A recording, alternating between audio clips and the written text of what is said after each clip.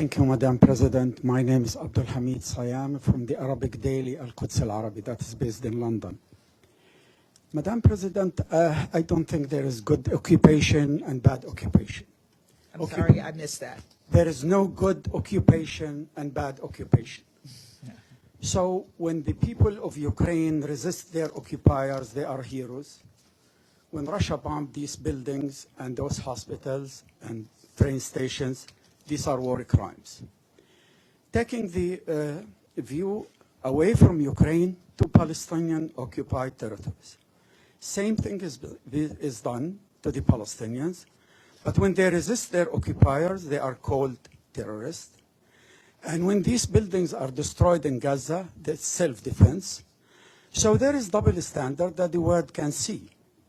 What can be done to unify the speech of the United States and its policies to stand against occupation, against confiscation of land, against 6,000 Palestinians in jail, against putting children in jail and putting on a military trial, and speaking not only just stating that you support the two-state solution, but putting some pressure because you give Israel $4 billion a year so that it can redress some of these atrocities committed against the Palestinian people for over 55 years. Thank you very much.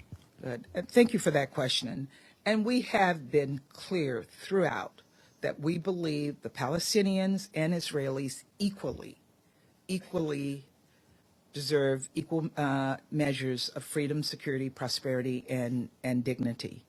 And we've made our views clear both in private and in public that neither side should take any unilateral steps that exacerbate tensions and undercut efforts to advance a negotiated two-state solution.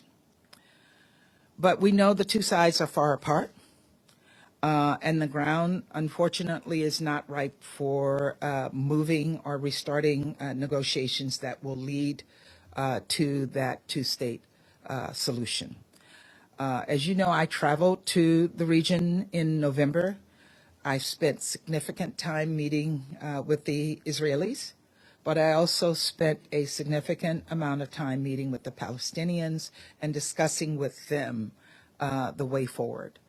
And we're still working on that. And I don't see that we have a policy that is in any way different from what we're doing elsewhere in the world, but we've made clear our strong stance in support of Israel's security as they are being attacked by, and it is out of Hamas, and I don't think there's any disagreement among many that they have made terrorist attacks, and we have to be strong in our support and in our efforts to defend the rights of the Israelis to defend themselves against rocket attacks from Hamas and other terrorist groups. But we also are clear that Palestinians deserve peace and prosperity.